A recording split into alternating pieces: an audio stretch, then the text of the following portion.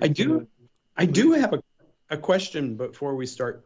Why did you pick this book? Why did I pick this one? It was because I remember our last conversation, we had briefly touched on Clancy. You mentioned being like kind of a fan.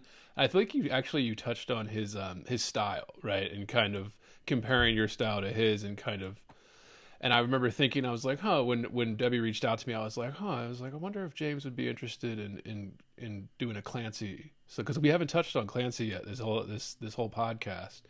And I mean, there's thousands of writers we haven't touched on, of course, but like then we plan to eventually. But yeah, when you did that, and I was just like, I wonder if James would be interested in that. And I was thinking, well, what book should we do? Clancy's so prolific; he's got so many books. And I was like, oh, should we do the first Jack Ryan? Like his big, character. Should we? And then I was thinking of this one. I was like, I wonder if we should do the first John Clark one. It's one that isn't talked about as much as the one. Although I know it's a movie now. But it wasn't turned into a movie for 30 years after 30 years after it came out. So I don't know. I was like, this one would be a little bit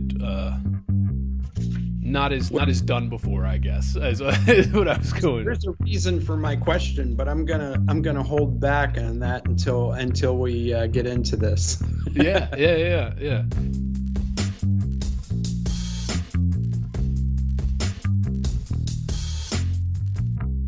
Heavy. Bored. Heavy. I am heavy. Bored. I may say that the male is entirely hostile. No! Resources. Life, friends, is boring. We must not say so. Yeah, but thanks again for coming on, James. It's great to have you back. And this is another episode of Heavy Board. And we are back with James Gregory. James Gregory, how have you been? Just wonderful, thanks. Fantastic. And for listeners out there, James has a brand new book out here. He's incredibly prolific. It's been only months since his previous book, but his new book out, Killer App. James, tell me a little bit about this new book. Well, this is a fascinating issue regarding something that concerns every but one. How is this artificial intelligence going to impact us? And everyone, a lot of people are very nervous about it, especially if they don't really know how it works. Frankly, it's just a tool like any other, new tool. You got to learn how to use it and how to work with it. But what's particularly interesting about this is there are a lot of concerns about things like privacy and job displacement and biases and accountability and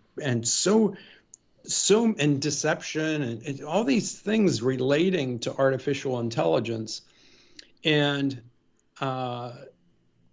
so I decided to write a novel about it and play on everyone's fears about all these things, and have all of those issues come up in the novel.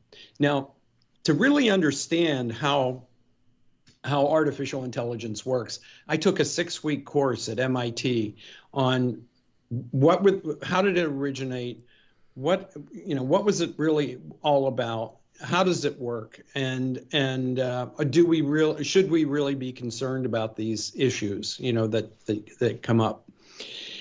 And what I found is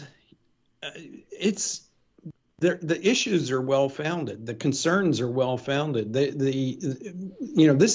We're playing by the seat of our pants on this. We don't have any rules that are written, and the fact is that every time there's new technology that comes out, so somebody abuses it, and quickly and well. And so I think that there's a lot of concern around how this is going to shake out.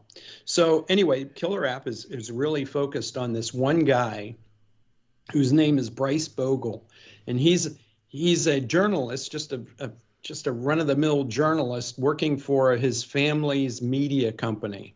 A small, they own some newspapers and that sort of thing, and magazines. And his mother is on the board of, she's one of the founders, and his father is involved in the company. And so this subplot is that they are encouraging Bryce to get this app, this app that helps him write better and think better and do more wonderful things with this artificial intelligence.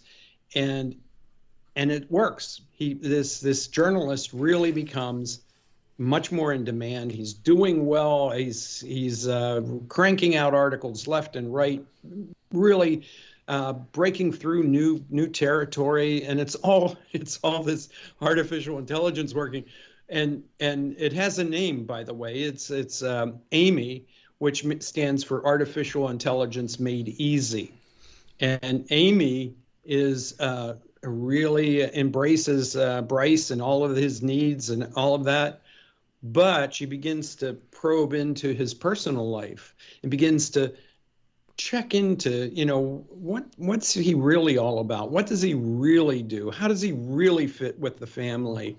And he said, well, you can't get into my personal life. And she said, why not?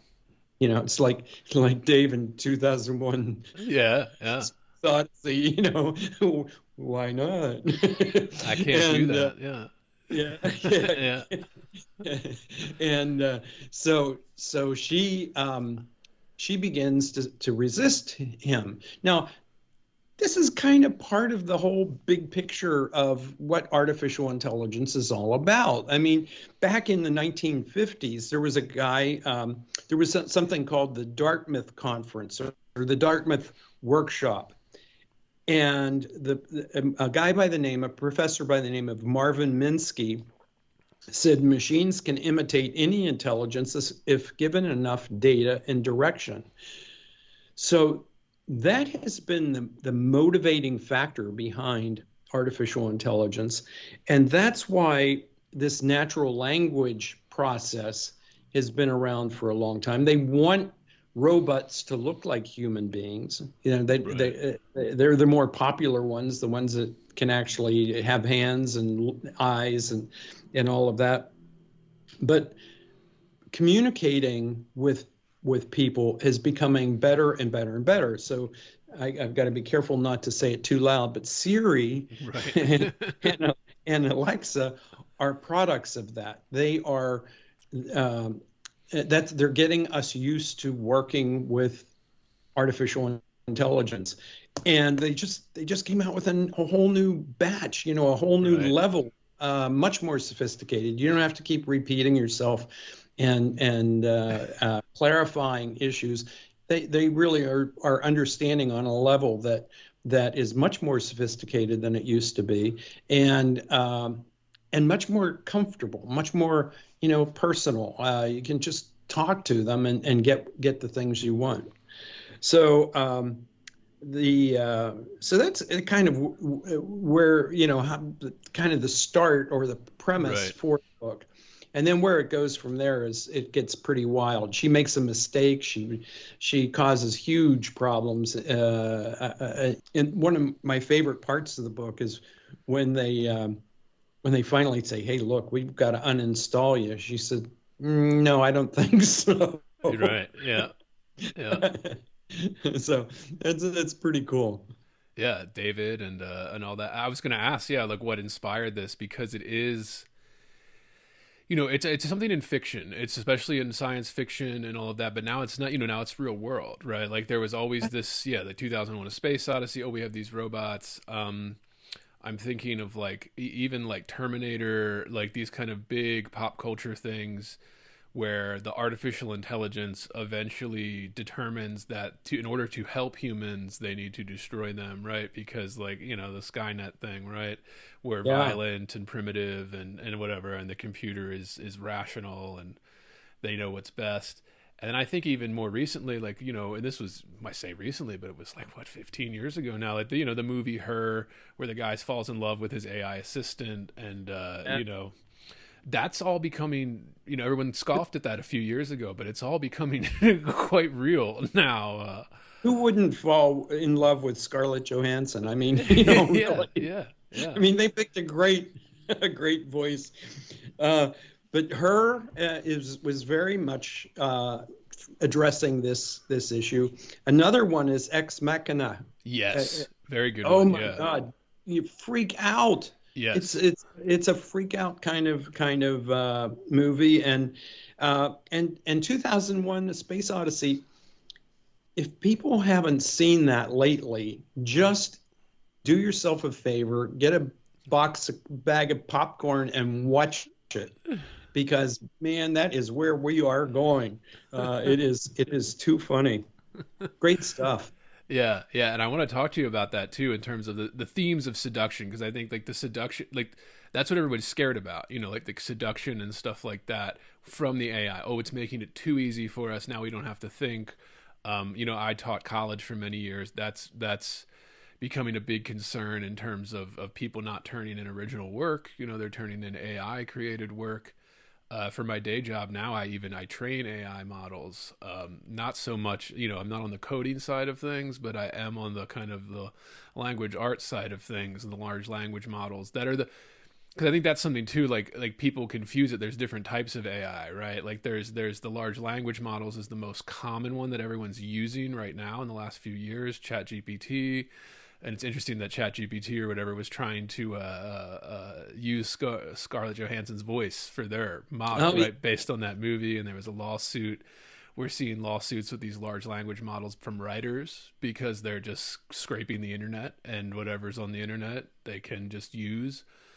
Yeah, it's very and I think it's only going to keep blowing up more. Like it's only going to keep snowballing in terms of, like you said in the very beginning of this, the rules. What are the rules for this new technology? How are we going to let it affect our lives? What are we going to let it do for us? Right now it's basically, you said Siri, Alexa. These are basically like assistants. So they'll help you schedule an appointment, send an email or something, like little virtual assistants. But then when you think about like kind of the robotics side of it, where you see these tech companies now they've been doing this for decades, trying to get like a robot that can be sentient, like that Ex Machina plot, which, yeah, I second that recommendation. Listeners, if you haven't seen it, Alex Garland's Ex Machina, fantastic very small kind of scale, but very, very impactment. Only a couple characters. Brilliant. It's a brilliant movie, and it's just a classic, but it's only becoming known now, because it was so far out there in 10 years ago. Interesting. Well, one of the things is there are technological and ethical dilemmas that are going to be worked out, and they're hammered out for the next 10 or 15 years, I think, on this every single day. The Wall Street Journal just last week had an article. It's called Evals, EVALS, and it's about artificial intelligence developers are racing to develop tools that surpass human abilities and can work autonomously on behalf of users. But how can we make sure these models won't do harm? Right. And so these evals are being done. That's a battery of automated tests that confirm or that aim to figure out how capable the latest AI models are. It's like the Turing test from the long ago. Right. Testing to see if they're how close it is to human-like interaction. Well, we are beyond that. It is. We've taken the next step, and it's really wild, Wild West. But I also wanted to mention, you were concerned about professors who are, wondering, are their students really doing their own work or not? Well, when I got my doctorate, when you graduate, you join a team we get together every Wednesday evening, and it's all on Zoom, and all the professors and all the students and all the alums, whoever wants to join the conversation can join in. It's fascinating. Every night it's the same subject, and it's this issue. Now here's the real kicker. What I find interesting is that the professors are using AI more than the students. The professors are finding ways to make it easier on themselves to evaluate papers, to be able to ask questions, to do quantitative research, to do quantitative surveys, and to build tests and analyze the answers.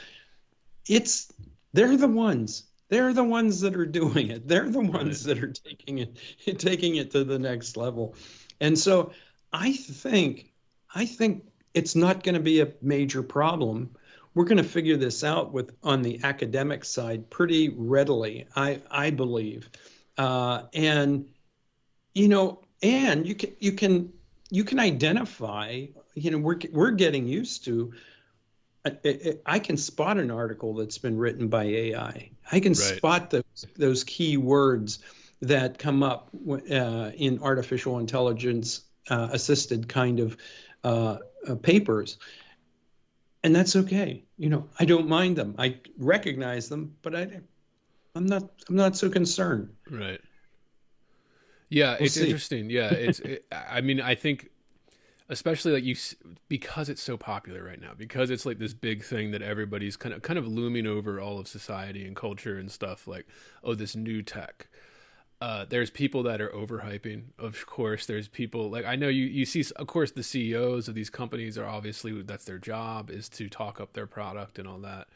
But I saw a few quotes by a few researchers that were just saying stuff like, oh, we're going to end disease in 10 years, or we're going to, just these really lofty things that I'm just like, I don't know, man. I mean, Siri can barely, like you said, can barely understand me when I'm talking to her in an accent or something, like, I don't know if we're going to cure disease in 10 years, maybe 50 years, maybe that seems more realistic with an AI model. But, so there's that. And then I think, and I guess because it is so new too, I see, I'm interested. I'm going to ask you about this because it's what I see with it. I see a lot of people talking about it in terms of art too, in terms of what it's going to do for artists, writers, filmmakers. These types of mediums that have never had this type of technology really come into it yet. And as I said, I kind of work in this field, training things, and the kind of obsession with getting it to do these kind of video formats and things like that. Like, that's companies are pushing that right now. Like, can it do, based on a prompt, instructions, produce, a high quality video that you could, even compare to, big budget cinema or something that, like, oh, it looks great. It sounds great. And it can't really do that yet either, at least for long periods of time. It's like a couple, maybe give you like 30 seconds of like high quality video or something. It's and then you have the hallucination issues too. But I was going to ask you about this kind of, where do you think the role for AI or something, or this technology like AI in art creation for artists, kind of that ethical dilemma, and I think as a tool as well, right? Like, and I guess my question is, are we focusing on the wrong things just yet? Like, are we focusing on, trying to make it be a filmmaker, trying to make AI make films or write books or novels? Is that the best use of it? Should we be focusing on something else, like more of perfect the assistant level software like Siri and Alexa and stuff like that before we move on to making videos and novels and paintings, right? I don't know. I mean, what are your thoughts on that? Well, I think the creative world is approaching it from an all of the above answer. Everything's being worked on simultaneously, and some are good, some are bad, some are not going to meet any level of criteria that would be important for success. Others will just take off like a rocket, and we'll adapt to it and be using it in a year. My background, what got me into the communications field was that I was an artist. Right. Graphic designer. That's what I was trained to do. And when I started my career, I mean, this shows my age, but we used T-squares and magic markers to Right. prepare our presentations, and you were judged. The quality of your work was judged by how well you could comp with magic marker a headline, and would the headline fit the space you had, and as you scratched out a magic marker, and that, I mean, we've come a long way. Yeah. I have a T-square on my wall just as a piece of art. but but when I, within a couple of years after I graduated from college, everything I learned within 5 years, everything I learned in college for all the skills that I was trained to do in graphic design were all gone. They were 100% gone. And the things like being able to spec typography, you had to count the number of letters and how many, the type size and type font, and, Right. make it fit onto a page. That was real talent. That was skill that you were trained to do. And you had to do it. I mean, it was Right. just, you had to learn that system. And then it changed, and it used to be hot. They call it hot type because it was molten lead was put into these trays, and I knew how to do that. Right. And all of a sudden they started saying, no, it's from now on it's going to be cold type.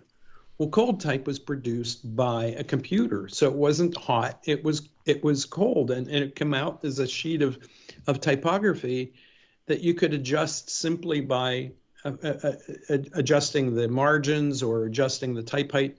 And if it wasn't right, you could just simply run it again, at the right height, the right size. And that process of going through this entire cycle, this 360-degree change of everything you were trained to do was very sobering. I was like, at that point, I started my business when I was 23. By the time I was 25, it was obsolete, and I was struggling to try to figure out what we were going to do and how we were going to do it. And my wife was my partner. Evelyn and I started the business together, and we decided to invest in a computer that would do this cold type stuff. And it was a great investment. It was but I didn't know how to use it. I had to hire people, specialists. And suddenly this wall, this giant wall that was in front of us, we made a tunnel through the wall and got onto the other side. And suddenly our business took off, and we were advancing in this area of cold typography, and we promoted ourselves like crazy. Hot type is old. That this stuff is really great, and we're much more efficient, and et cetera. So Right. all the marketing activities, but it's just amazing that was one 360-degree cycle. Over a 40-year period of running our business, we have the speed of the cycles, the 360-degree cycles, is getting faster and faster and faster, to the point where, in 2013, I just simply said, I've got to get off this cycle. It may kill me to jump off here, but I cannot keep up. So it's just like a pitcher loses his fastball. You suddenly realize, hey, I can't maintain this ability to change as fast as I used to. Now, the other interesting thing, so I sell my business, I jump off, and I start a new business of writing books. And it's a whole new world, Right. and it's just as hard, and it's just as confusing, podcast, for God's sake, until 8 or 9 months ago, I think you were one of my first podcasts that I Oh, did, yes.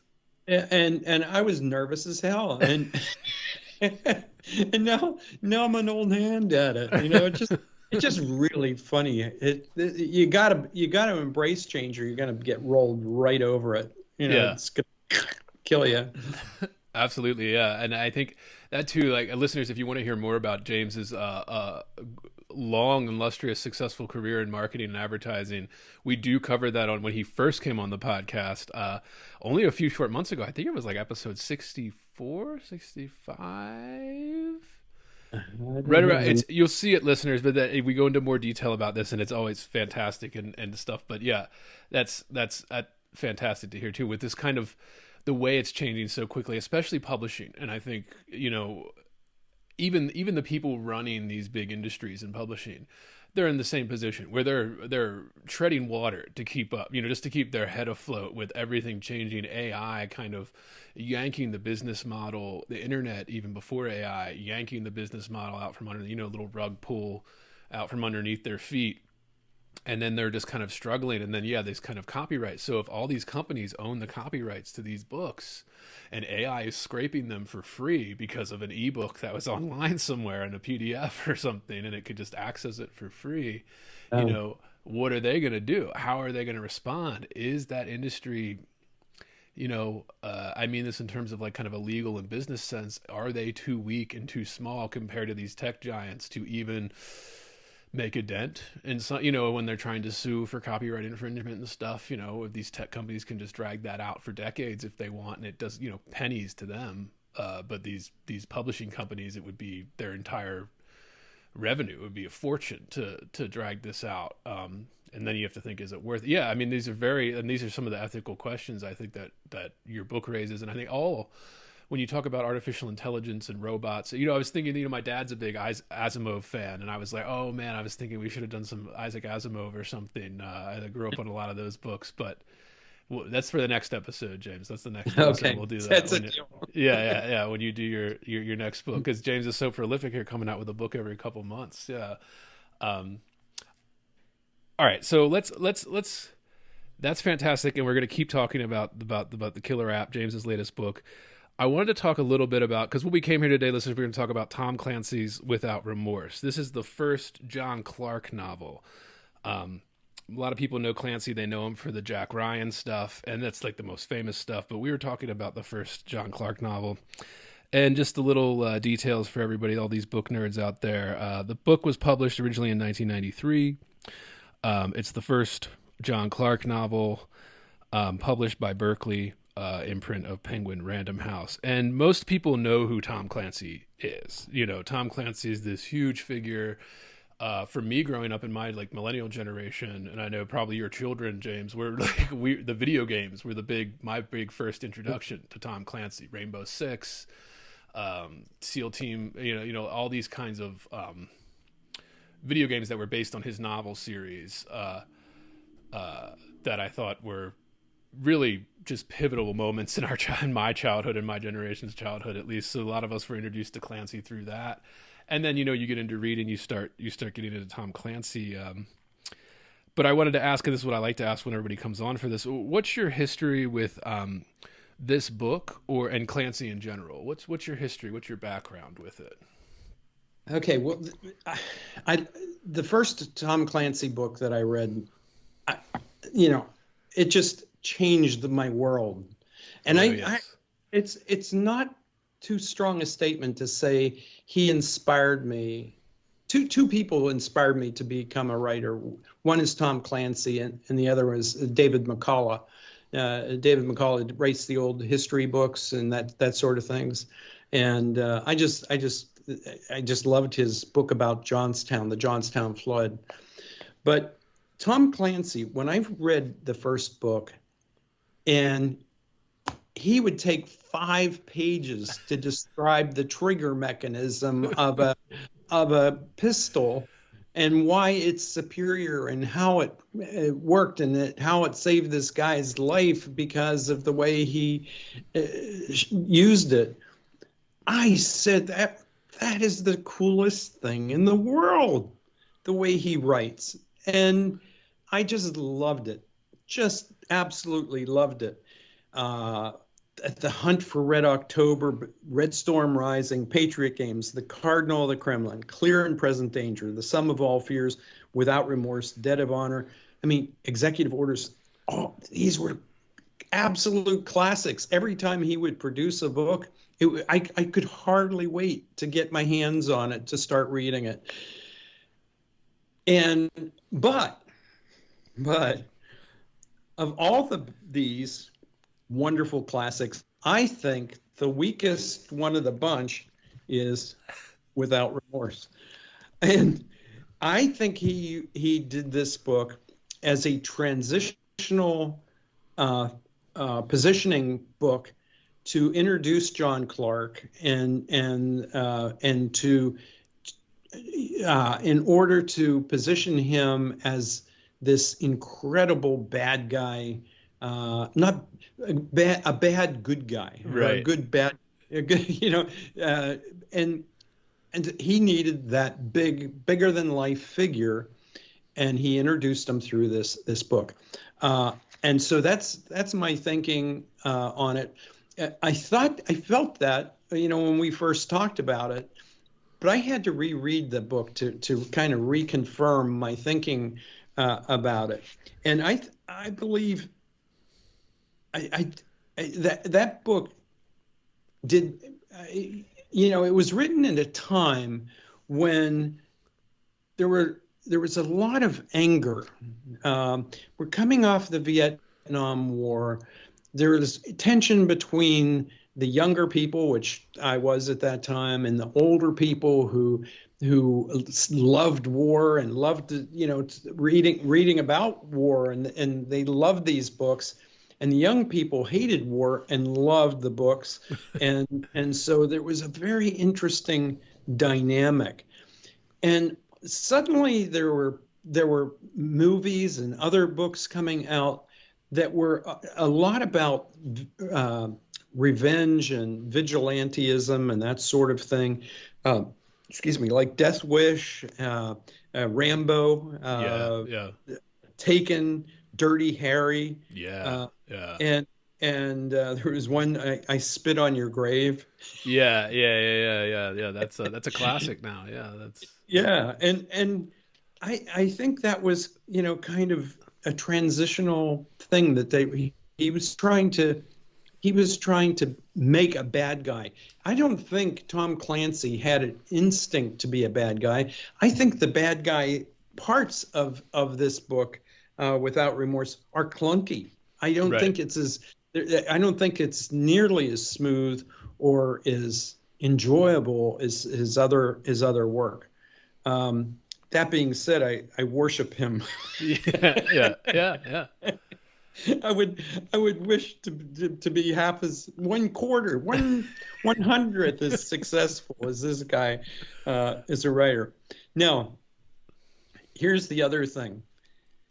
My publisher, Morgan James, runs my books in manuscript form through an artificial intelligence application called Authors AI, authors.ai. And it's their system is called Marlowe. So Marlowe reviews my manuscripts and then critiques them, and in a very technical way. Like, do you know that you used the word "was" 850 times, and, which could indicate that you're writing in the passive. Go to hell. Right. Like, give me a break. But what is absolutely a mind blower is with they do a comparison of your books to other books, to bestseller books, and which books are you most like. Without Remorse by Tom Clancy is the number one. Really? Yes. Wow. Okay. Yeah. Fantastic. I told you that would blow your mind. It was Yeah. just unbelievable. So there's a And subconscious connection, I think. Then like, so it's coming I through. don't know. And I only met I, you once via screen, and read your book, and then interviewed you, and all of a sudden it was like this. Maybe it's this unconscious connection. I love it. Yeah, I love it. so that's happened before with Morgan James. The previous books that they've published of mine, when they do this study, this test, Tom Clancy is right there. Your book is very much like Tom Clancy's. Now, not only did Without Remorse was number one, but number two is Patriot Games by Tom Clancy. That's one of his best. Yeah, that's And so, yeah, so that I'm not going to fight that. yeah, yeah. If I did it in the eyes of artificial intelligence, I'm good with that. But so funny. Now, the other thing is the things that they are comparing you on are things like the subject. What is the subject all about? So that's part of it.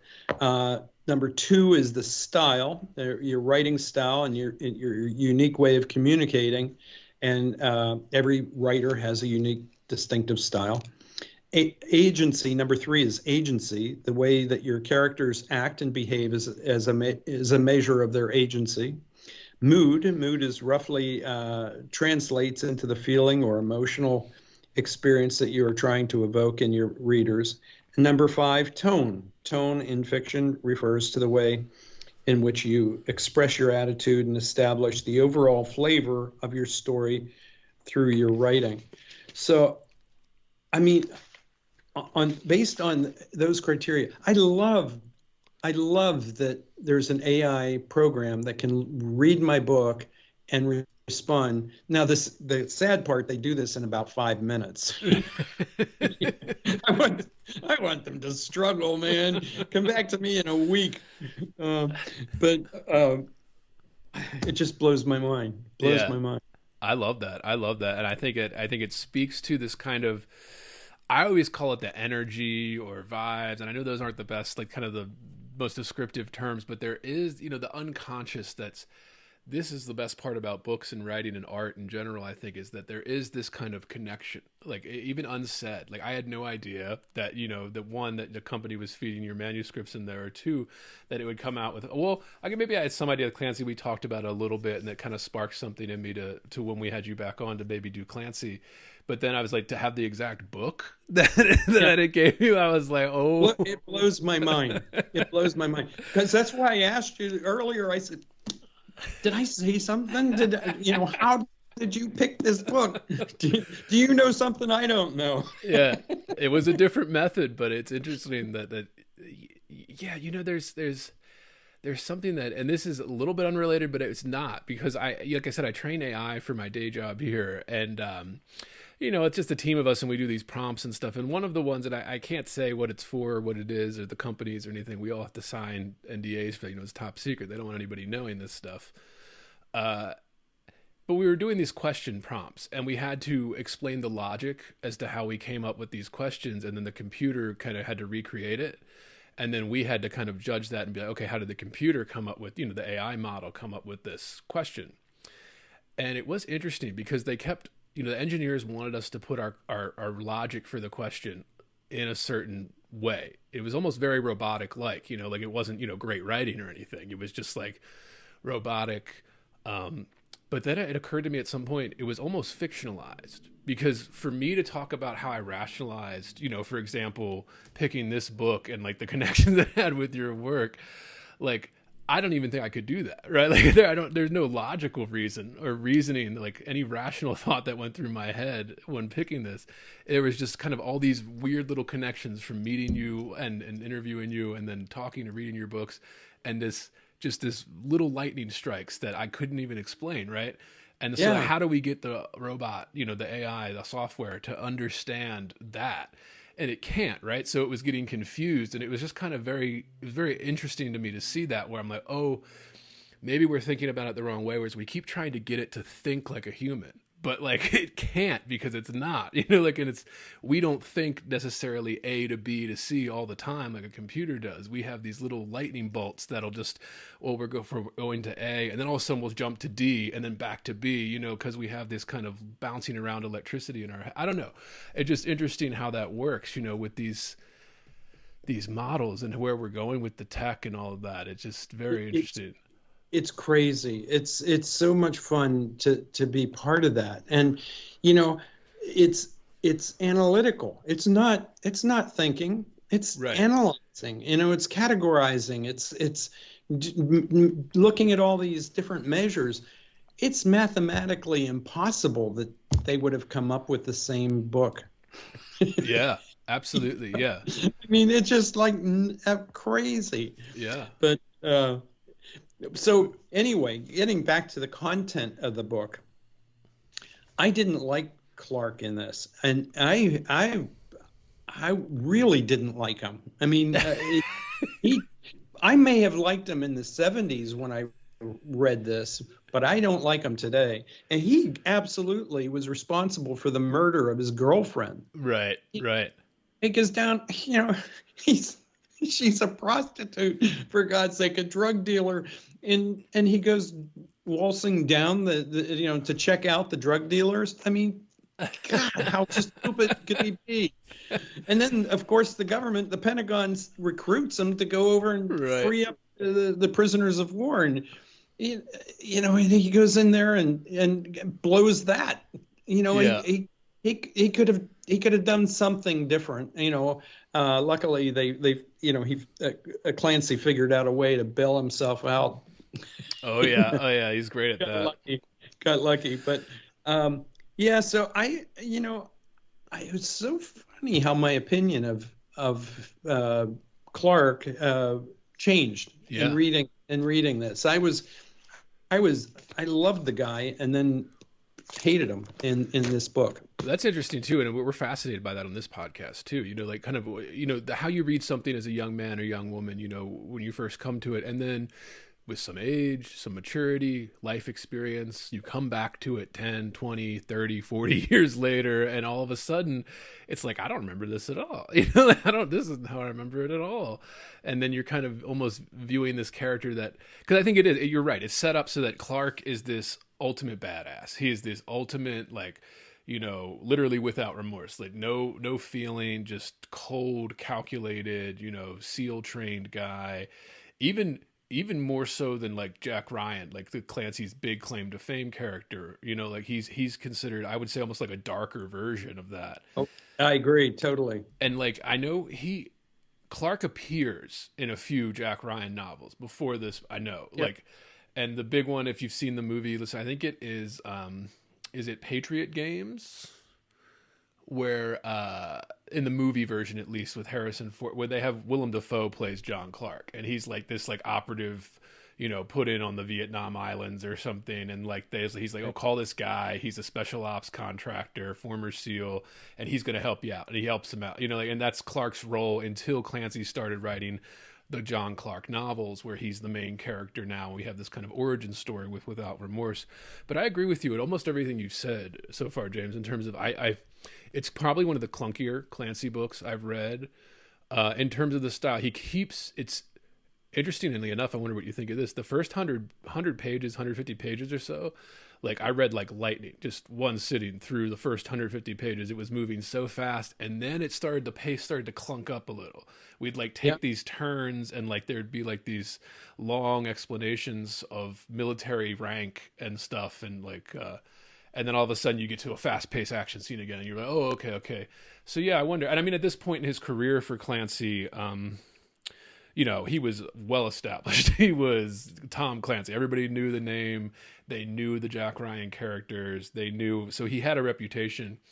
I wonder, from a writing perspective, do you think Clancy was trying to get away from maybe the Jack Ryan character to do this? Or yeah, I think he was struggling to find a character that was right, that could be a badass, that could be, the keep things exciting and rolling along and move, bringing them in at the point where you need some excitement and energy. What's really funny is transitioning from a reader to a writer it provides a different perspective. Yeah. You can tell when the writer changes gears or is getting stuck or has painted himself into a corner. You can see it, and writers don't stop and then say, okay, let me fix that. Go back 40 pages. They're just going to plow through and try to make it work. And you can see the struggle. You can absolutely see the struggle. I saw it so clearly in this book. And it was interesting for me to see it for the first time as a Clancy enthusiast. Right. It was interesting to say, hey, my hero Clancy really got stuck here, and I'm feeling good as Right. Not that my writing is anywhere near the level that Tom Clancy's is, but for the first time I could fight back and say, you know what, Tom, you kind of blew it here, Right. and you might have tried this approach, or you might have tried something else. And one of the things that these big I don't know how many pages, this 700 pages. Yeah. You need 40,000 words for your work to be considered a novel. And I write novellas. Right. And I end my books when I want to end them, not when I want to add another 10,000 words to make it a novel. And I feel proud of that. I feel really good about that. And you don't need those extra 500 pages of copy. If it's not adding anything. Right. And so I'm pretty pleased with the direction I'm going, but plus they're faster to write. Yeah. Well, I was going to ask you about that too. The kind of the way as a writer, and you can see it even in your heroes. Kind of once you start doing that, practicing that craft, like you said, do you find yourself, especially as prolific as you are, like you're so prolific? I mean, you're up there with Clancy in terms of writing these stories. Clancy was the guy who was putting out a book or two a year, like the big kind of pop writers always do, and kind of very successfully.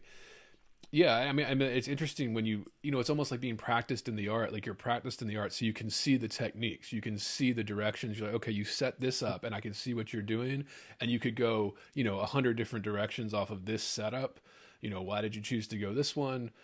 Maybe he was, maybe done with the Jack Ryan. By this point, he had gotten so much money. It had been, big movies, Harrison Ford starring as this character you created, all that kind of stuff. And just maybe, because I remember even like authors like Stephen King has talked about this, where like, yeah, all the success, you have everything you thought you ever wanted, but then, artistically, creatively, you feel stuck and you're trying to maybe blow something up, maybe deface something, but trying to change directions, trying to be like, I would never let Jack Ryan do something like this, but I can invent this guy who can do something like this, I don't know. It's interesting. I wanted to ask you about recurring characters too, in terms of, using them in terms of fiction, series, all of that. Because series are big right now. At least if you go through the big 5 publishers, they want series, right? Because that's what sells. That's what gets book deals, movie deals.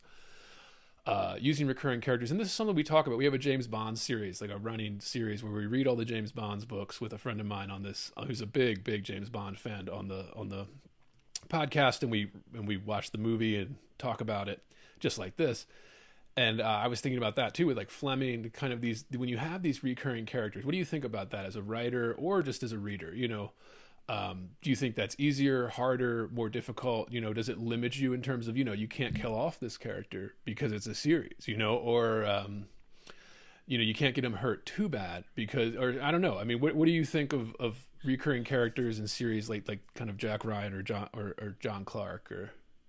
Well, first of all, having recurring characters makes it easier for the author because you don't have to build the character, Right. and the character has a backstory. The character has relationships that you can. Immediately you have a much greater capability to pull in assets as you need them. Was very interesting in Zephyr's War. In Zephyr's War, there was a character in here who his name was McGregor, and he I killed him off in the story, and then sent it out to my readers. So I have, like 20 people who promise they'll read them and give me feedback. And they panicked. They said, why are you killing this character off? And, I don't have that many fans that I can, afford to say, yeah, because I wanted to, Right. I backed off and killed off a lesser known, a lesser developed character so that I could keep him and so I did in the future.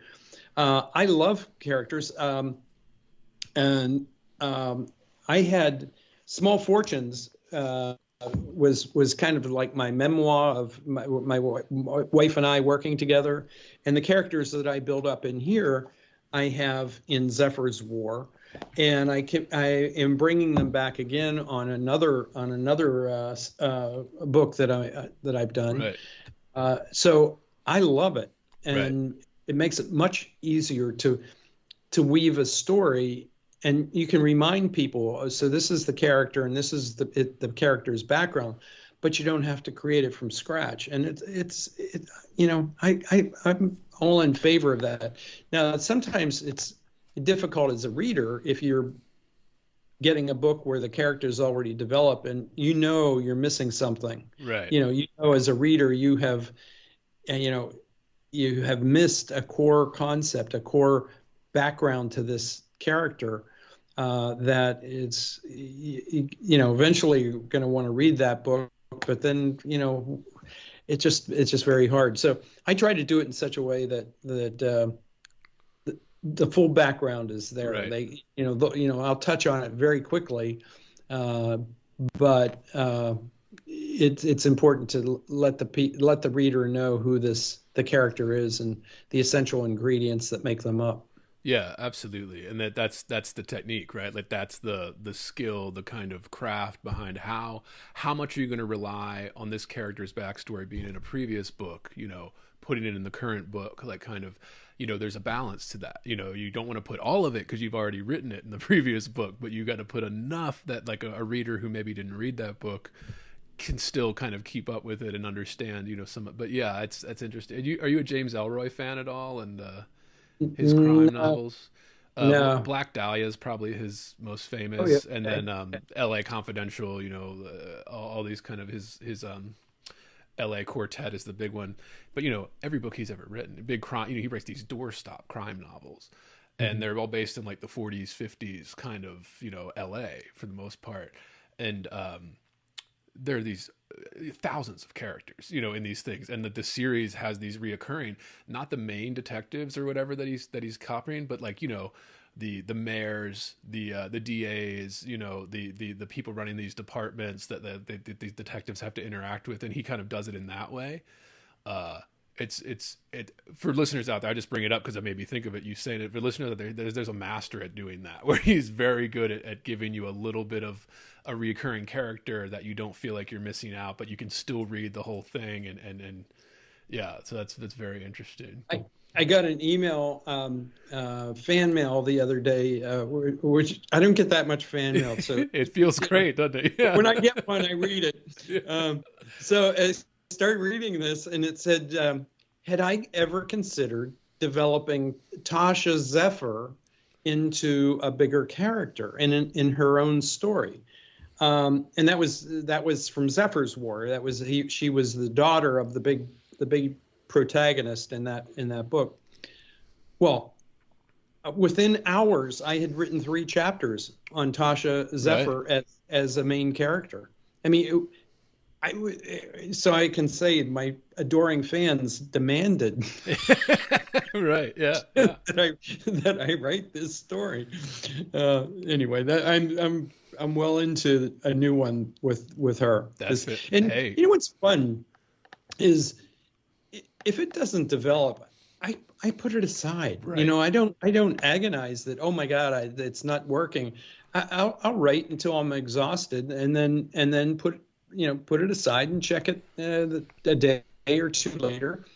And if it holds together, that's when I really start building out a full outline. Yeah, that's another thing. Is so many of these courses on writing talk about the proper way to write a novel is to create an outline.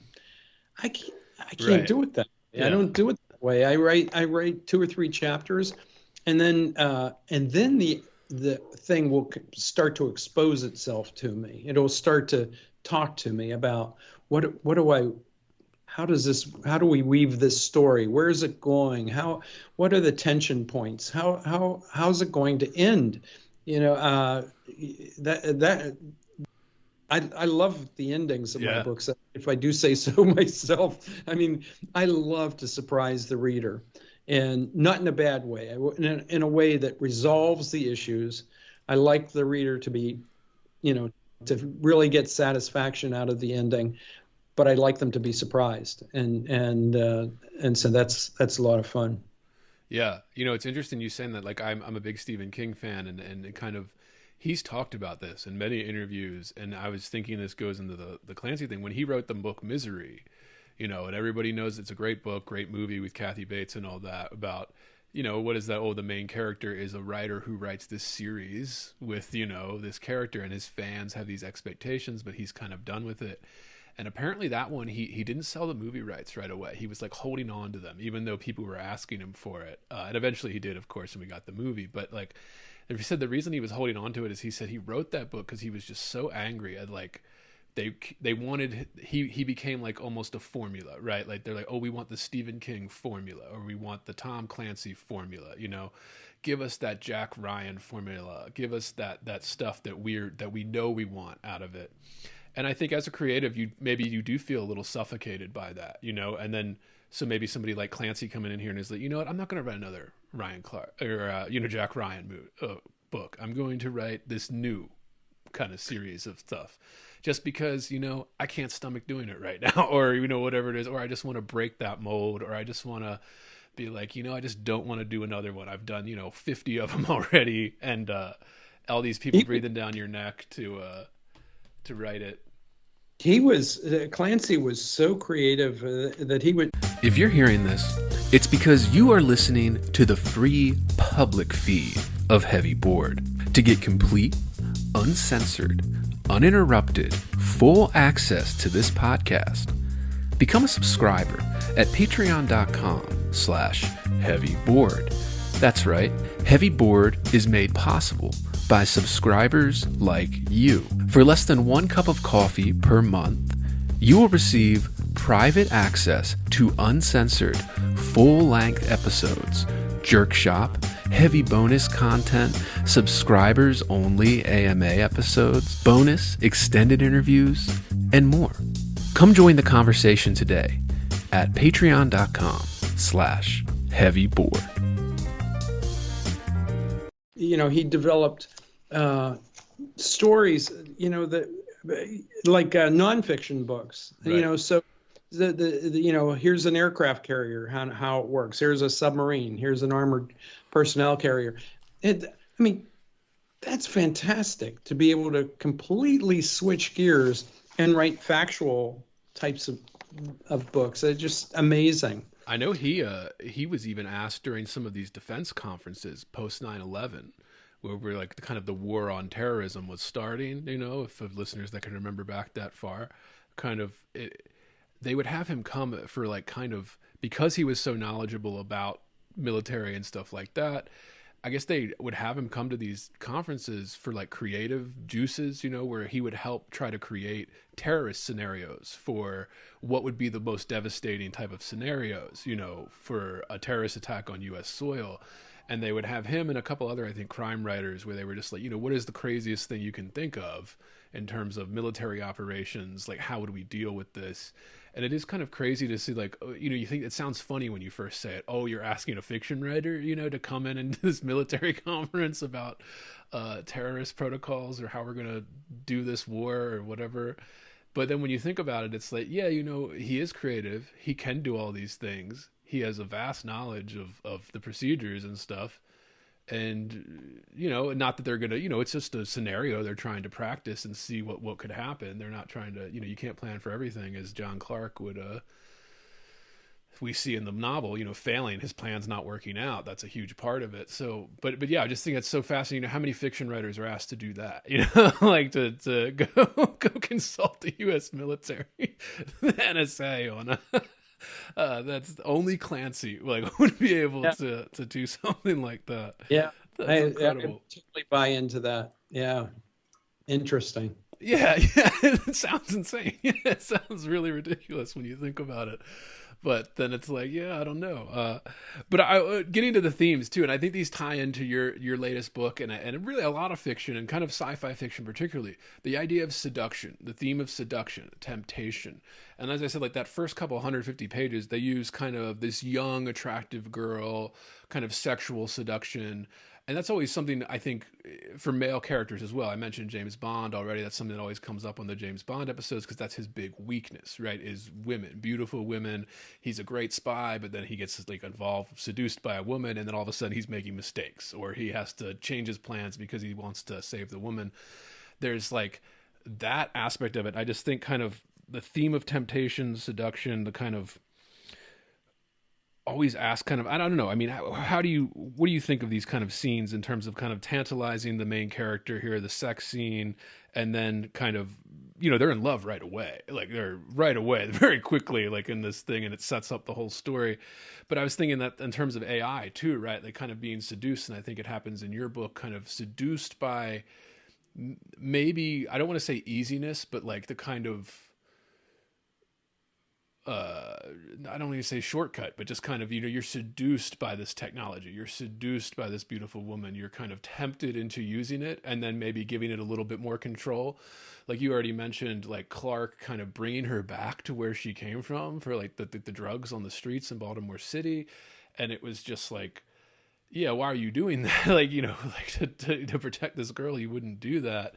Are you not thinking clearly because you're seduced by this woman, or are you not thinking clearly because you're outsourcing it to this AI software, this, killer app, the new app that you bought? Or, yeah, what are your thoughts on the theme of temptation in this and then your own book, that's your latest book and all of that?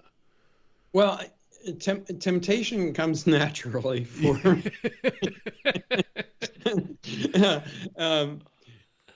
it's very interesting. My wife will make comments when she's reading my stuff and say, "Is this you? Did you write this?" It's very, very sexual, and she's like, yeah, and just get past that. Well, one of the things, the Zephyr's War was literally a war and business tension in that book. And yes, the primary character is starting out to grab your attention. I can't tell you how many times that happened to me, where I'd be walking down the street and be attracted by a set of legs, and all of a sudden, oh yeah, I'm going to be late for my meeting. yeah. But and Killer App was the give and take between the protagonist and the computer, the app, and they become almost human-like back and forth and flirting with each other and all of that. Then you have the third person, the cousin, in New York, and it's just it was a natural thing for them to have this kind of dialogue.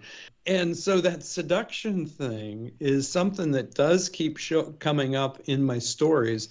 And as I said, I don't do an outline. I'm Right. going with the flow, and that happens fairly early in the book too, and it's a theme that continues throughout their lives as the over time. But this is a lot of fun. This I try to make the books interesting and fun, Right. and there's nothing more fun than seduction. Yeah, yeah. I think it's a masculine thing too, at least the sexual side of seduction, right? Because it is kind of this, the famous character. We already said James Bond, Jack Ryan, Yeah. John Clark, these kind of big iconic characters. There is kind of this seduction that is always looming in the background. And we talked a little bit about subplots and stuff, and I want to get to subplots too. That can be great use for writing technique and subplot and stuff like that outside of the main story. Like that really is, it's something that you just can't escape. Like it is this kind of constant temptation everywhere with that. But And it's not in your face in my work. It's really not overwhelming. Right. It's subtle and in good taste, I think. My wife is the arbiter of that. I mean, Right. she would just simply say, "Doesn't work." Doesn't work, and it's not going to work the third time you bring it back here to me. But you talked about historical fiction too. I wanted because the backdrop to this and one of the subplots to this novel, listeners, if you haven't read it, it's the Vietnam War is this kind of subplot to basically the backdrop to this entire story, really, and it's interesting. I wanted to get your take on this, like kind of what your thoughts are, because it seems like it's anti-war. Like you said, it's almost walking this line in terms of like it's against the war, but also Clark is a loyal, well-trained soldier that knows how to fight in wars. And I don't know. I mean, because I was just thinking of it's like it kept being brought up, and obviously because the storyline with Clark being the SEAL on a rescue mission in Vietnam previously, we keep flashing back to the first time, and then there's this second POW rescue mission that Clark is brought in to consult on, where they're trying to bring 20 POWs out of Vietnam, the Viet Cong POW camps or whatever. But I was just thinking that that's interesting, and I wanted to ask you in terms of like kind of writing historical fiction or using a big historical event as a backdrop, even if you're not mingling it. And we think of I'm thinking of all the World War I, World War II novels, all these kind of the modernists were all writing novels about the wars that they were in and stuff. So there's that. But I think also in terms of like just kind of using that in historical events in fiction, is it more difficult, or do they ground the story in something? Or why did you choose to do it for your upcoming book, not even the one that you're currently promoting here? So that's going to be the third episode with James, listeners, when Ghost Town comes out. But yeah, just your thoughts on Clancy's use of something like that, like the big historic event like the Vietnam War, or how you use it as a technique and all that. And for me, like my generation, Vietnam War, I just hear stories. I wasn't alive. Like it was even the Cold War. Well, the Cold War literally was ending one of the year I was born, so it was. It's just stories that I hear. Like it almost feels like it's like something you read in a book, but then there's all these people that were actually over there, and then I don't know. I mean, how do you use like kind of historical events? How do you feel, and how do you feel about Clancy using them? How he does it, all of that. Well, when I grew up, it was I was born in 1949, so there were surplus equipment, helmets, guns, backpacks were all Army. The U.S. Army had U.S. on them. Sometimes they'd come back with a dent in the helmet, but they were. The World War II was just bigger than life, even in the 1950s when I was a kid. And every day we would play Army, and we'd go out and dig ditches and hide in them, throw mud balls at each other, and that sort of thing. It's natural that there would be historical based novels, and there are lots and lots of them out there, and tons on World War II. The Civil War is another thing. I love Shelby's books on the Civil War. next to Clancy, I liked Shelby the most. I could just read. I could read all his volumes and start over and read them again. That sort of Yeah. thing. Vietnam was different. Vietnam was there was no, it was not a popular war, and the reason was I think that they did a lousy job of selling it, and I don't think our country has recovered Yeah. since then. I think that we have had a complex about that war since that time. I grew up I was the youngest of five, and my brothers all served in the Navy. They were officers. They all served. Two of them served in Vietnam, and they all got back fine. But I didn't. I was not a draft dodger, but I was not a I was not an enthusiast, let's say, and so I respect the military. I respect the history and the what they went through, and in this new book of Ghost Town, I talk about this. It happens in the 1800s. It takes place in the 1800s. I talk about the soldiers, the veterans marching down the main street, and which my grandfather or great grandfather was a captain in the Civil War, and was wounded at the Battle of Newmarket in Virginia, and was left on the field for dead. They thought he was dead, and when they got him the next day, they were on a burying detail. The Confederates were, and they realized this guy's still alive, so they dragged him over to somebody's house, and this person took care of him until they brought him back to life, and then put him in a prison. Right. Pretty rough stuff. So I'm using these historical references, and I think that's very important. I don't know. I think the respect for history is something that is not done a lot. Yeah. There are references to history, but not kind of a respect for history. And so I'm trying to work that into my books, not all that consciously. I think it's just a natural thing for me. I do it because I believe in it. I trust what has happened before, and it's important for people to respect that. I kind of got derailed here from your question. Podcasting, that's all it is. Yeah. It's one derailment after another when we're just kind of talking. Yeah. But I think from craft-wise too, it does give you that, okay, here's the backdrop, right? So you're not, you're restrained, but restrained in a good creative way, where like, if you want to do like a ghost story or a supernatural story, put it in the backdrop of a war that happened, that was real, where there are facts that you have to contend with, grounds you to something to make it feel more real. Even though it's a fictional story about a ghost or like a supernatural, whatever it is, you're then grounded in this history that helps you branch off into these creative directions, I think. So I think there's that craft level, but I think you're right. Like there's also this cultural kind of level of World War II is the one. It looms so large in our conscious. And I think even watching movies growing up, even today still, where the Nazis are the villains and stuff, the Nazi party of the 40s and 30s in Germany are the villains.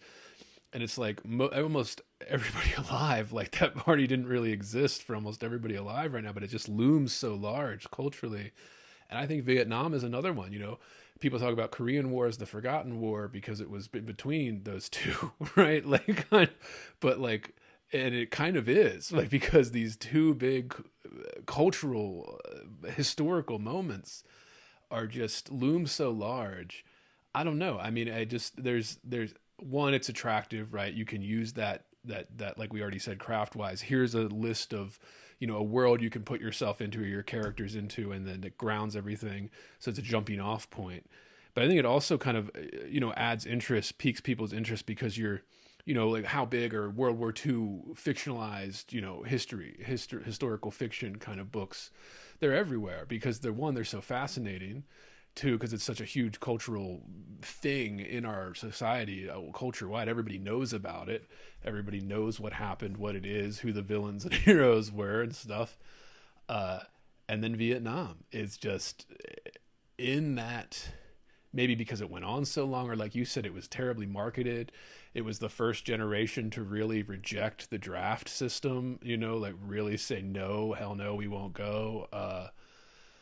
Burning draft cards, dodging drafts. It was the first kind of rejection of a major war. And like you said, I think it's interesting to view it in that zoomed out lens in terms of how have we really recovered from this kind of hastily getting into a war that maybe most people didn't think was as justified as, say, a World War II or a World War I, like just kind of not as justified in terms of that. And then people started to rebel, and it's kind of remembered as this rebellious moment, the hippies at Berkeley campus protesting. And again, all this I just know from reading books because I wasn't alive, it's just what's been ingrained into me through going to school and grad school and all of that and being taught these things. But yeah, I'm fascinated. I mean, I like historical fiction. I think it's great. Like, and it's a huge, I'm obsessed with the myth making angle of fiction and kind of how important that is, and kind of how you think of your country, how you think of even the founding fathers. I always use as an example because everybody knows them. That story that we tell ourselves about it is mostly a fiction, sure, but it's so important that we have that fiction, like kind of to bond us through this, to not paint over it. I'm not saying that, but just to kind of give us a collective enthusiasm about, our nation or whatever. Like there's things like that, but I don't know. I mean, again, I know I'm the one going off all these questions here, like kind of losing the path on the podcast, but yeah, I mean, I'm fascinated by that concept, these huge cultural concepts being brought into fiction, and somebody like Clancy using them in his novel to give something to this character. Like just saying Vietnam War gives a huge backstory. Even if he left it a mystery, like didn't explain it as much as he does in Without Remorse, there's like a mysterious air. Clark did something in Vietnam that is top secret, and he's not allowed to tell anybody about, even his wife, who dies tragically in those first 20 pages. Like, yeah. It kind of, he's using this really great creative tool of like taking this big cultural icon and giving a little bit of mysterious air to the character development almost. And then of course the plot itself. But yeah, again, I'm going off the rails here, but I love that idea. And like you said, your next one, because again, James is so prolific out there, listeners, be ready for the next one. It's going to be 2 in 1 year, James. That's two in 1 year. That's coming as long as I feel, the whole thing that I'm working on is I write when I enjoy writing, and I continue to write while I enjoy it. But if I stop enjoying it, that's it. I'm done. Right. Yeah, I misspoke about something I wanted to mention. It's Shelby Foote is right. The author of those Civil War books.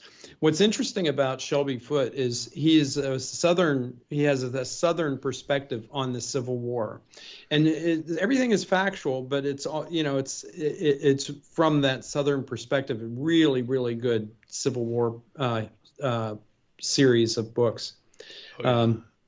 And that's the basis for the Ken Burns documentary as well, listeners. If you're intimidated by the thousands of pages that Foote wrote on the Civil War, he also is like one of the main people in the Ken Burns Civil War documentary on PBS. Oh, that he's wonderful. He was a fiction writer. Yeah. And then they were like, oh, you do something on the Civil War. It took him, and then like 10, 15 years later, he came out with this 3-volume, like 10,000 page complete history from the very beginning to the very end of this war. And it's written like a narrative, a fictional kind of, it's thrilling. Yeah, it's really wonderful. That's such a good book. I loved the guy. I'm so sorry he passed away, but I was such a fan. He's got that big Mississippi accent, right? And in the documentary, he always has a pipe in his hand. Like he's smoking a pipe. Black, nothing's gonna bother him. Yeah, absolutely. So I have one other project happening that I'd love to tell you about. Please, yeah. talk about changing genres. This Oh, is let's go. Yeah. um, when my grandkids come over to visit me, they always bring their computers or their little iPads and that sort of thing, and they'll say hello and tolerate dinner with us, and then all of a sudden, boom, they're gone, and they've got the iPads open and they're playing their games. And I'll watch them play for a little while, and I'll say, hey, let's do something. Oh well, we're kind of busy right now, and it drives me nuts. So, my next project is to let them know how much fun it is to play games outside, and so I'm working on a new book called Games We Played as Children, and how to get your kids and your grandkids off the computer and outside for fun. This is a big project. This is a whole massive project, in fact. And the way I'm doing it is to get people. And when I talk to people about this project, they get very excited. And they say, "Whoa, we used to do this, and we played this game, and kick the can, and Olympics, and all kinds of games." And I said, just write down a paragraph. Just write it a little bit and send it to me. Well, I've been compiling this for about a year, and I've got hundreds of little snippets of stories of the games we played as children. So that's part one of this book. Part two is how to play the games we played as children, and so that's a whole the tougher project is to put rules around it so you can go outside and enjoy it. Just play the game. How do you play hopscotch? Well, here it is. Here's how to do it. And so that's my current project. That's going to probably take all this year and into next year to get it done. And I'm looking for a sponsor for that, or somebody who, it's not like a traditional publisher. I'm looking for some organization like Kiwanis, for example. Their theme is to help children of the world. Well, you could help them by getting them off the computers and outside for fun. It's not like I'm against computers. They're wonderful machines, but kids should interact more with outside and moving around. Absolutely, yeah. And I had my first kid 6 months ago, so and my wife and I are very concerned with screens and screen time. And are you familiar with Jonathan Haidt at all, the social psychologist at NYU? No. He's recently put out a book, and this has been one of his beat. He has little kids, right? He has like an 8-year-old and 10-year-old, I think. So his big thing is he's been obsessed with the phones in schools, and he's been trying to start an organization to eliminate phone-free schools. Essentially, is what he's trying to push. Where he says, especially social media apps, where he said you can see the hockey stick on a chart.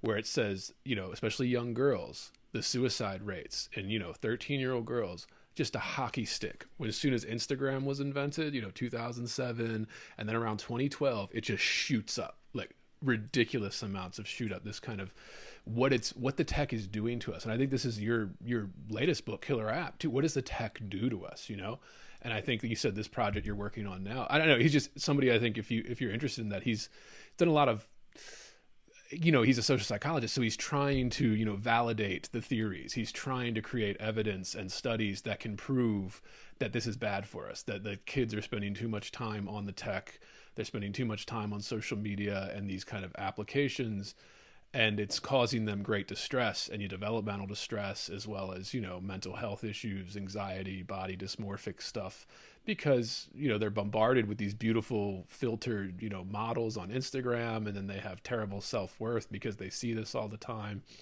It is kind of how that affects our psyche. And you see this with children too. I mean, I see it in some of my younger kind of nieces and nephews and stuff. You said you see it in your grandchildren, like the kids that are raised with this tech it's a whole nother animal. It is unlike anything we've ever seen before.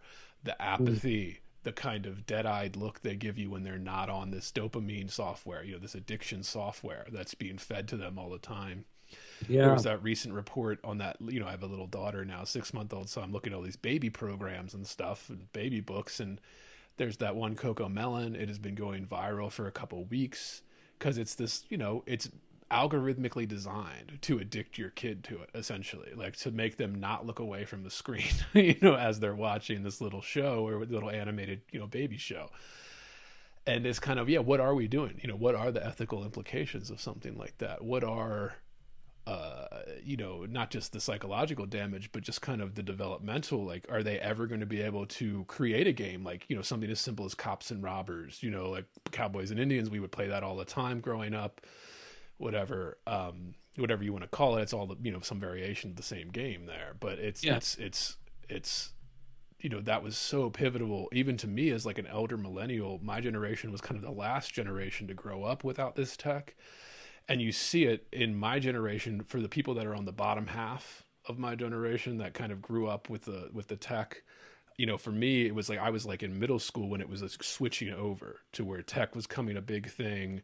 So I was already, a teenager by the time this was happening. And then, of course, we are where we are now with the tech being everything.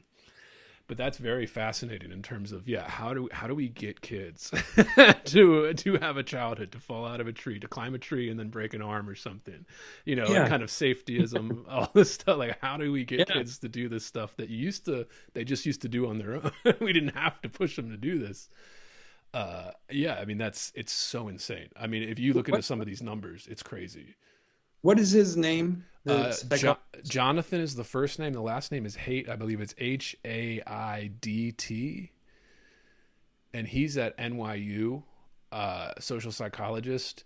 And I think he has like a Substack page and all that where he's been writing about this a lot the last couple of years. But I think he recently put together an organization that's trying to get parents, organized in a lot of school districts to be like, hey, we need to ban phones in school. And that's interesting too, because when I was in high school, cell phones were becoming ubiquitous. Everybody had and these were flip phones. This is before the iPhone was invented, and it was not allowed. Like you could not have them. If it went off, if you didn't have it on vibrate, even if you had it on vibrate and somebody heard it, the phone was being taken from you. You were given detention, this kind of, and now it's like, people are going out of their way. The schools are going out of their way to ensure these kids have these phones in their pockets that are more addictive than they ever were when I was in high school, like with just the flip phones. We used to pass notes. Right. Yeah. We would do that. Yeah. Before, and that was bad. You'd get in trouble for that. Right. And now you imagine people just watching YouTube instead of, paying attention in class or something. And then you can't do anything about it as a teacher. It's like, well, that's not going to lead to a good outcome. So what are we going to do? Like, either give teachers the authority to take the phones away or just ban them at school. That's the easiest approach. But that's a whole other conversation. Yeah, I know I'm going on about this, James, but that's very fascinating where we are with the tech. And I think that book you're working on is needed. It's needed right now. Yeah. Yeah, I think it is. The stories that I'm getting are so fascinating, and it's not about being older. It's about using your imagination. There is one story that was sent in to me by someone who lived on a farm in Africa. Her father was part of the U.S. government, and she had no friends, zero friends anywhere. Right. And she had no toys either. She had, a couple of toys in her house, but she wasn't allowed to take those outside. So she would go out and make a circus out of the leaves and use her imagination to build things and have interactions with each other, with all the different things she created. Fascinating stuff. Your imagination work it's so exciting. I've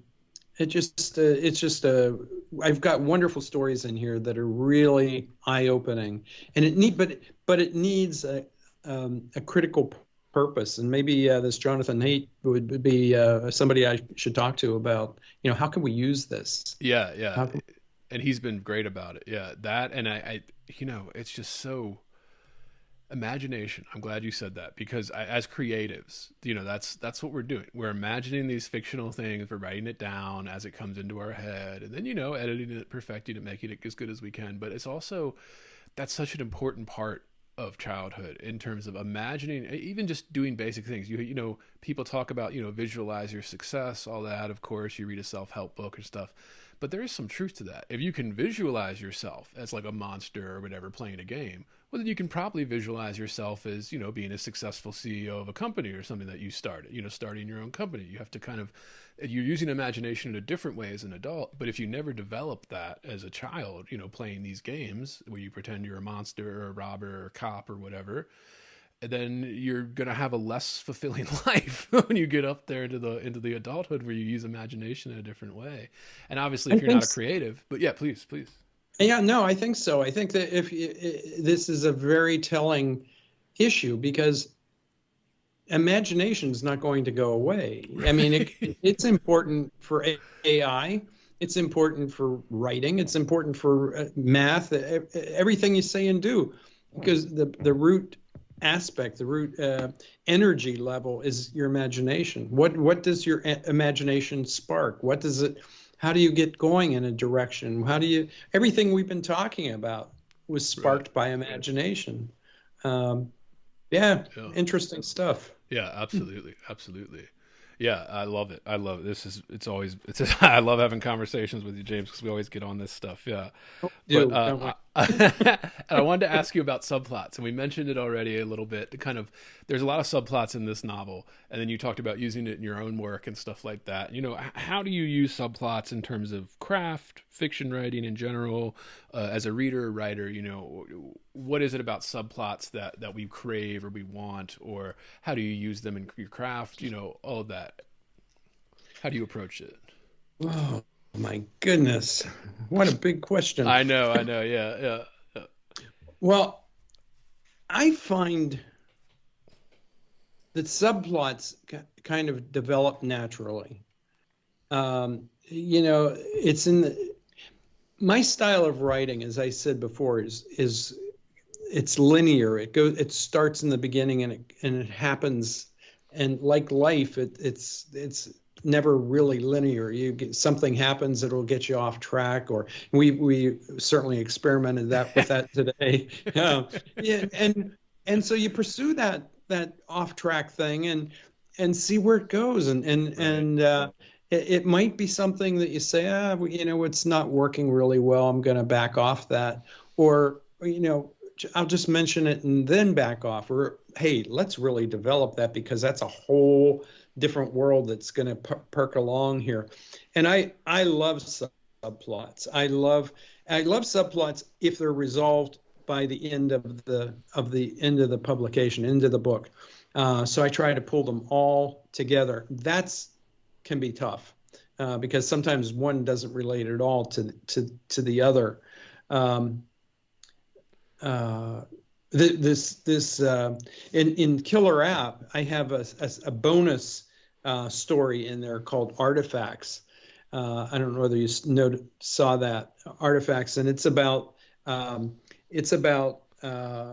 artifacts, archaeology, and and there's a subplot in there that is like a knock your socks off kind of subplot, because the guy's sick, but he's imagining all these things like they're real, and like running into Captain John Smith at Jamestown and that sort of thing. Right.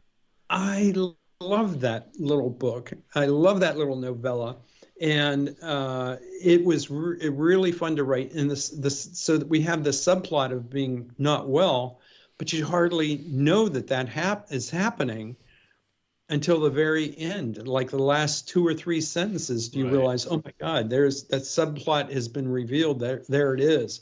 I love the subject. Both my wife and I are archaeologists. We studied archaeology for fun and became certified. We're not completely certified archaeologists, we are on the path to becoming certified archaeologists.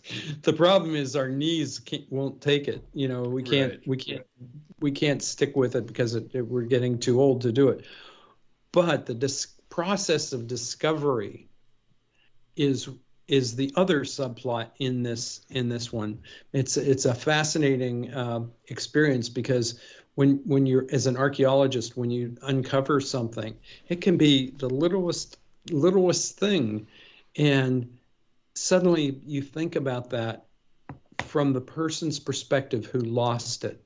Somebody lost that beautiful little necklace or brooch or something like that, or coin, and you connect with that person at that moment in time. And so that's the other subplot in that story. Yeah. I love subplots. I mean, that's to me, that's what makes it juicy. That's what makes the story interesting. As long as it doesn't get too far afield, and you can weave it back into the main theme. Right. Yeah. Would you say that? I mean, Clancy. I mean, there's so many subplots in this. What do you think of Clancy using them in this one and Without Remorse? Are there too many? Are they successfully woven back? What do you think, James? Yeah. I think there are too many. Yeah. I think there are too many. Yeah, I think he's got 3 books here. Right. Yeah. And 800 some of the pages. some of the subplots were not fun. You know, they were not interesting. They were not. I didn't want to read them. I read them because I felt like I was on having an suffered for the podcast. So I was going to read it whether I liked it or not. But this was a real awakening, because this was the first time I ever felt that I was not happy with Clancy's work. First time. Yeah. You've ruined me on this. Yeah. No, I like that though. I like that because they can't all be masterpieces. Especially somebody like Clancy who put out so much work.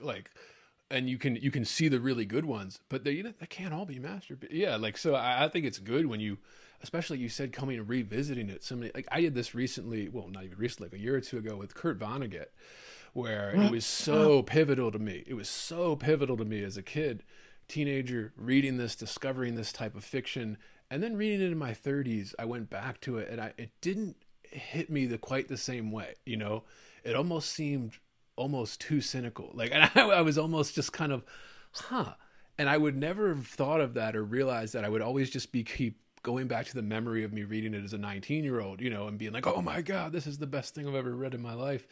Yeah, you're not going to ruin that one for me. I'm not going to read it. I was saying, yeah, I try to avoid that too. There's some things I'm like, oh, I like that too much to do a podcast. I don't want to go too deep. But yeah, absolutely. I agree with you 100% on that. I think that's exactly what this is. Especially when you think about the love interests in this, are kind of a subplot, and there's so many. We start off with his wife, then we have Pam, the kind of drug addict prostitute, then we have, Sandy that comes in at the end there, who he eventually marries. And there's just there's 3 love interests in this. That's a lot. That's a lot, even as fiction writers. Yeah. And Sandy, that's a very interesting subplot, because I think she's nuts. That's interesting. Yeah. What do you mean? I think she's absolutely insane for fooling around with him. She knew what he was all about, right? And she still stuck with him. And why? Yeah. She had a life. She had things going on that she didn't need this guy. Man, this guy was trouble. And, she blithely, I'm going to stick with him. Man, I think that was a flaw. And I would have been better if she had walked away. Sorry, buddy. You're a loser. Gave him more of a challenge, especially when he's dropping off this strange drug addict girl. Take care of this one. Oh, she got killed. Sorry, don't feel guilty. We couldn't do anything about it. Yeah, that's one thing. How dark this one is. This is a lot of tragedy, lots of death. Every character has this tragic death kind of spouse. I mean, and I know people, if you don't have a spouse, you can imagine it, sure, but it is hard to imagine sometimes, like when you have somebody like that and then losing them, like that's such a tragic thing. It's a life-ending thing, really. Like when if that would have happened to you, and then you have like almost every character in this book having that happen to them. Everyone, line them up. We're gonna kill them all. Even the bad guys who were good. You know, the prostitute's crying for the guy he killed. You know, it's right. But he was nice to me. Oh my God! You know, he didn't back off. He didn't back without remorse. It's I've always hated that title. It's perfect. Perfect title. Yeah, yeah, absolutely. The last things I want to touch on with theme before we finish up with the kind of the revenge, which we mentioned already, kind of the main revenge focus of this, but even that becomes almost like a subplot at a certain point. The revenge on the drug dealers and stuff like that. And also kind of the desperation, like that dark theme of everybody's significant other kind of passing away, either cancer, tragic car accident, any of these little things. I don't know. There's like a desperation to the John Clark character, and even a lot of the other characters in this book too. There's also that revenge plot. And I think they kind of go hand in hand in terms of when you get desperate for something, you start doing things, you know, and that's great for craft story-wise, right? As a writer, if you get a desperate character, well, then they're going to start doing crazy, lashing out things, and you can run with that creatively. But then, you know, like you said, at this point, it can almost be overblown. I don't know. I mean, what are your thoughts on the revenge kind of theme and also kind of the desperate for revenge, maybe I should say, in kind of this without remorse, or your work more broadly or fiction more broadly, you know, any way you want to approach it? Well, the thought that jumps into my mind is not so much the revenge, but killing main characters. And my Ghost Town book that's coming out in 2025 is really takes out a lot of key characters because it was the randomness of the Johnstown flood. A dam breaks. Right. 2,000 people were killed in town, and they, you know, the day before they all had relationships, and they were all, you know, doing different things. One's planning for the Memorial Day parade. Another one's worried about the veteran soldiers. Is it going to be too wet for them to march? Another one was getting the bar ready for serving everybody, you know, who's big drinking day, and they're killed. They're just like gone, you know, just wiped out in minutes, and they have like seconds to reflect before the flood hit, the wave hits them. And so the characters that I've built up throughout the whole book are taken out in an instant, and I wanted that impact to be really hard. I wanted it to be felt, and usually I try to let people down easy on any death scenes, but here it was as harsh as the actual event. I think. You know? Yeah. I wasn't there, but and so writing in that style, writing that way, really makes you aware of what are, you know, the consequences of this. Why should one person die and another not? And what if one dies an instant death and another person dies a slow death, is, you know, harmed, you know, how all the different ways of dying are in this one book. And it's not a happy scene, but it's one of where they pull together and help each other and get through this time. And another subplot in this is the bad guy ends up being okay. You know, he's still a bad guy in a lot of ways. You're still angry with him for the things that he did, but he's forgiven. You know, it's like you forgive him for all of his quirks and all of that, even though he's basically responsible for killing 2,000 people. If you're going to kill people, you might as well kill a lot of them. Yeah, right. That's I mean, it's a great setup for a story, honestly, like a dam breaking or something like that's out of the control of everybody involved, right? Great premise for fiction. I think of like that book, The Leftovers, which became that TV series where the whole thing is just that, 3% of the world's population just disappears, like in an instant, just 3% or just disappear. And everybody's trying to figure out why that is. That's the whole book is like, what was this? Was this a rapture? Was this alien abduction? Like, what was this? Like, how did people just disappear? 3% of the world's population just disappear all of a sudden, that's obviously that's used in a Marvel movie. Listeners out there, Infinity Wars. It's a great little plot. It's great used in that too. It's just these things that are out of everyone's control, just so ripe for fictional work. You can just take it and run with it. And then when you have historical happenings like yours, like a big tragedy like that, just so rich. Great premise for story writing. And by the way, my brother wrote the classic book about the Johnstown flood. It's called The Bosses Club, and it's also historical fiction, but it is really the big picture of Johnstown and in its role in the Industrial Revolution, and then how the flood affected it. Mine's a little, more of a pure fiction. His is a lot of history, and his name is Richard Gregory. Really highly recommend that book if anybody's been interested in listening to us about Johnstown and all of that. Absolutely, we'll link it below. Absolutely, they're a companion piece. Yeah. He's two brothers too. I say that there's going to be some lightning connections there in the head that we don't even. Some reader's going to write in. They're going to be like, "Hey, do you and your brother?" They're going to start all these connections between it. Yeah. That's fantastic.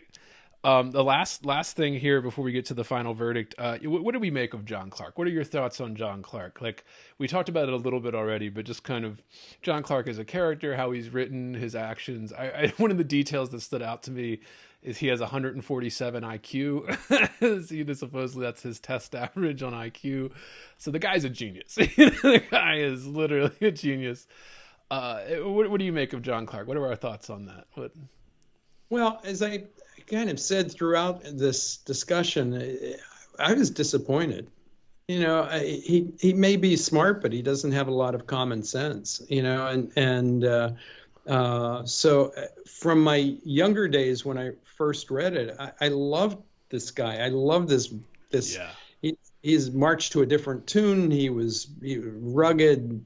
Nothing would stop him. He would figure out a way to kill you no matter what, and now I just like, I'm not as excited about him, and so he went from an A to a B, it's I can't put him down to a C, but if I read another one, I probably would. Yeah, that's interesting too, because with that, this is the era of, or at least it was until very recently, the anti-hero, the Walter White in Breaking Bad, the kind of the guy who you're rooting for, even though he's doing bad things, maybe he's not moral. It's interesting, and this is well before, that era of television with anti-heroes that we lived through. This is, Clancy was well before that, but I'm interested in how we approach it. Like there is, everyone says there's no rule, and there's truth to that. There's no rules to writing. You can do whatever you want. That's what's fun about it, sure. But then there's this thing: if you want people to have sympathize with this character, even if they're this ruthless, heartless, without remorse style military guy, you have to give them a little bit of stuff too. You have to give them a little bit of sympathy with that character too. You have to kind of write the character in a way that they show you morality in a different way, or something like, I don't know, like a tender scene with a child or something. I don't know, like anything, just a random example I'm pulling out. Yeah. And then you can have them go on this killing rampage or whatever, and people are more okay with it. Well, the interesting things, here he has a relationship with his top surgeon, and Hopkins, yeah. And his wife, who's a professor, and they're hanging out with this bum who they know is killing people, and their job is to save people. it didn't connect, you know. I mean, where in when I was younger, I might have said, yeah, so what, you know, it's Right. like they were, you know, they got the bad guys. Yeah, and there were good guys that were taken out here too. You know, not Yeah. real good guys, but oh God, am I becoming a liberal? So usually it goes the opposite way, right? Yeah, as you age, you get more. Right? No, but I know what you mean, though. I know what you mean. It's almost so much without remorse. It's almost so little remorse uh, that it almost gets unbearable. You know, like it's almost unbearable at a certain point. You have to kind of break that a little bit. I mean, you could do whatever you want, obviously, listeners, if you're writing a book. But like, if you break it a little bit, you get a little bit more sympathy from readers like me and James. But yeah, I think you're right about that. It is. And I guess maybe he was trying to, let's give him the benefit of the doubt. He was trying to show us the transformation of this guy from Kelly, the kind of retired Navy SEAL who had this life with his wife and an unborn child. And then he does this turn into the John Clark, which is this code name they give him to be this kind of CIA, you know, military intelligence asset that they put all over the world eventually as you read the, you know, other books in the series. But it's just, yeah, I mean, I don't know. I mean, if he's trying to capture that, okay, I get that. So he's going from one thing where he was concerned with his wife, and then he lost all that, and it made him become this heartless, kind of unremorseful guy, making the mistakes. I don't know. I mean, that's interesting. Yeah, I always said just that 147 IQ stood out to me, where it's just mentioned so casually that this guy has like an Einstein level IQ that I was just, oh, all right, yeah. And he's getting himself shot up, but still. Yeah, fantastic. Final thing here, James. What's our verdict on the novel? What do we think? I know we've been talking about it already, but final verdicts. What do we think of the book? And I know there's a movie now, too. I did watch it when it came out, and I rewatched it reading this. They kind of change it to the point where it's not quite the same thing at all. You know, they kind of changed the plot in the movie a little too much for me personally, but, you know, I'm not a purist or anything. But I don't know. Yeah, what are your final thoughts on Without Remorse, your final verdict? Or I think, you know, I think it was worth my time to read it. So you know, as much as I've bashed it, I'm bashing it from a critic's point of view, right, and a writer's point of view, not from a reader's point of view. From a reader's point of view, it had me. It kept me interested. There were times when it slowed down. There were times when I questioned it. But I think, as from a reader's point of view, it passes. It's a good read. From a critic's point of view, I would love to see some things changed, but he's not around. Right. Yeah. And nor would he listen to me. Yeah, right. Yeah, absolutely. I feel the same way about it. Yeah, there were parts of it that were hard to get through for me, and clunking it up. But then there were parts that were just, and I mean, of course, it's Clancy. Of course, he knows what he's doing. Of course, he knows how to give you a kind of spy thriller style book. So he does that. You know, you'll get that in it. But if you're used to some of the Jack Ryan stuff, it is a little different. Yeah, it's not quite the same, and maybe we dare to say not even as good as some of those. But yeah, I'm glad we read it, and I'm glad I got this came out of the ether of our shared subconscious here, James, in our brief meetings together. Yeah, that's the crazy part, isn't it? I mean, really, the fact that it popped up in this AI study that, you know, my work, and you know, how did that happen? I thought for sure you somehow knew that. Wow. It's my 147 IQ. You know, that's the yeah. That's what you can do with it. Right. Yeah. James, this has been so fantastic. Again, please come back. You said you got that another one in October. Please, our door is always open. We love having you on. Drop your handles, drop your website. Of course, that's always going to be linked below, but just let people know where to find you, where to find your books, your social medias, anything you want to plug. Sure. The website is jamesrgregory-books.com, and my email address is jim@jamesrgregory-books.com. The R is necessary in there. It's James R. Gregory, and the hyphen is necessary too. Not a dash, it's a hyphen. Yeah. But I found that when I repeat that, people get it to me. They figure out how to do it. Absolutely. And that's all linked below as well, listeners. You just have to go down there, click the link. You'll see James's website. You'll see his books. You'll see all the other books we've discussed here today as well. So, again, James, this has been fantastic. Please come back. A lot of fun, Andrew, as always. Thank you.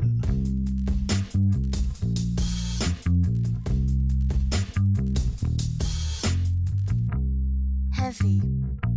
Bored. Heavy. I am heavy, heavy, heavy. Bored. I may say that the male is entirely hostile. No! Inner Resources. life of friends is boring. We must not say so.